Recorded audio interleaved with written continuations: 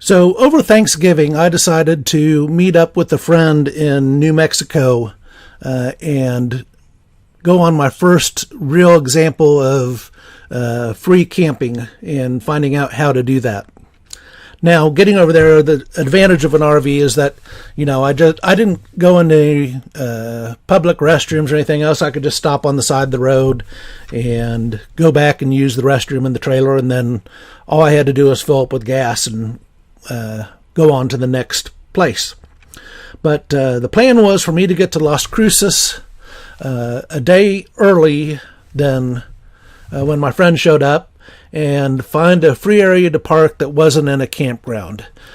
She wanted to make certain that there was enough room for her dog to run around and not interfere with other campers. So overall, this was probably one of the most stressful trips I've ever taken. All the restaurants were takeout only. All museums and non-essential businesses were closed. Fortunately, White Sands National Park was open, but the visitor center and the bathrooms were closed. I stayed 2 nights at La Hacienda RV Resort while researching where I might be able to park the camper for free. I used a number of various apps and websites, the Dyrt, Hipcamp, Free Roam, Campendium, All Stays, and freecampsites.net.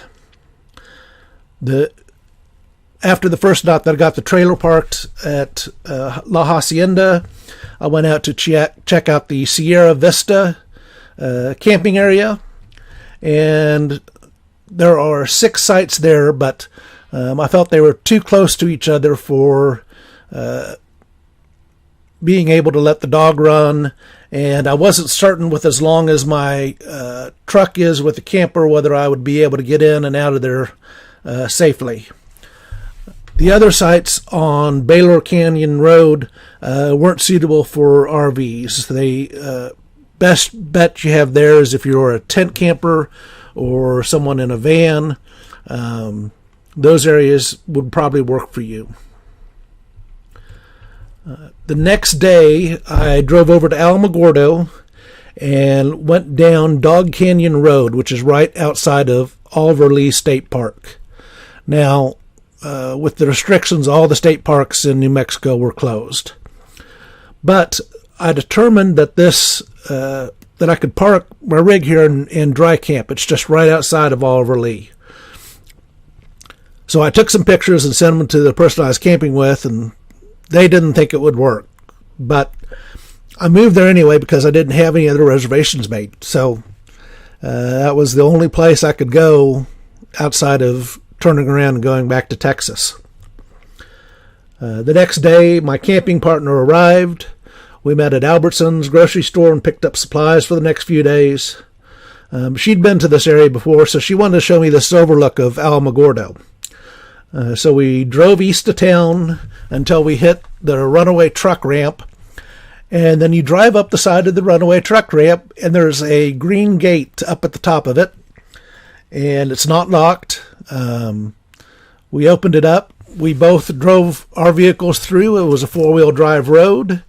And went up to the top there and got a great view of the sunset there at Alamogordo. After that, we went back to the trailer for the night. Now, there's some things I'd purchased and made some upgrades so that I was better able to dry camp. I purchased some new AGM batteries for the trailer so that I'd have extended battery life. That basically runs the lights, and you have to have battery power in order for the furnace to work. And since we were going to be in freezing temperatures, I wanted to make certain that I had enough battery power that the furnace didn't completely drain them. I've had that happen in the past. I also bought a Mr. Heater because the temperatures, as I say, were supposed to be near freezing.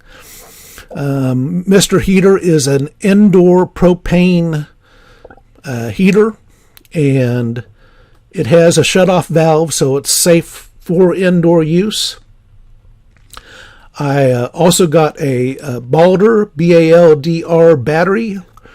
This had about 3 or 4 hours of battery life. Well, longer for my CPAP, which is primarily what I used it for. But we used it to grind coffee beans, and that was the only 110 power we had during the days that we were there. I also learned an additional trick when I was driving down to Texas, is in that if I kept the trailer light plug from the truck plugged into the trailer, the batteries on the truck would be used and keep things running inside, as opposed to running the battery down completely.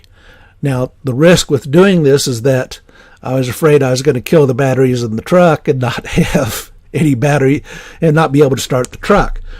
But fortunately, that didn't happen. I don't have solar for the trailer, so that really wasn't an option during the time we were there. So the next morning, we woke up and drove out to White Sands National Park. I purchased my 3rd National Parks Pass, $80 for a year. Then we went out and hiking around the dunes. It's fun sliding down them, but climbing back up can be quite taxing. Then after that, in the afternoon, when we were at Albertsons shopping, my friend talked to the people behind the deli counter, who suggested that if we wanted free camping, that we go out east of town near Pinion. So we drove out there. We picked up some barbecue on the way before leaving Alamogordo, drove out and stopped at Deer Spring RV Park. They had some picnic tables. About half the campground is open year-round. The other half is just summers only. But it's a really nice campground that I'll probably go back to. Then we drove out further east and just started driving down roads looking for someplace where I could park the camper. We finally found a green gate that was just like what is at the top of the runaway truck ramp and went through it. It wasn't locked. There we found a campsite and fire pit that was very inviting. It had kindling ready for a fire and plenty of firewood. I wasn't entirely convinced that this would be a safe place to camp.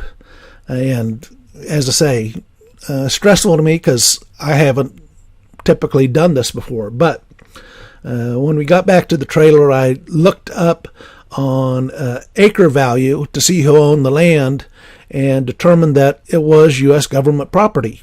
So that kind of eased my hesitation about moving the trailer out there. But this was an area that was wide open. There was no one else there, and the dog would have been able to run. So we packed up the next day and moved out there. The road was a dirt road that had a lot of grooves in it. So I got the trailer in fine, but getting out, I had the hitch shift and therefore wasn't able to put the weight distribution arms on when driving back. We were able to build a big bonfire out there. There were a lot of coyotes. The reason we went out there is because there was a lunar eclipse that night, and so we wanted to be as far away from the city lights as possible to see it.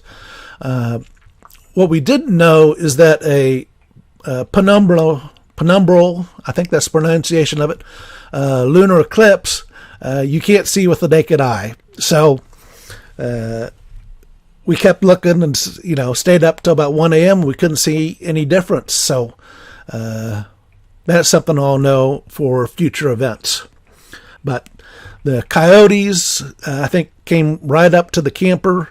And we ended up only staying one night out there. But overall, it was a good experience for me to find free camping spots and just something different that I hadn't done before. Will I do it again?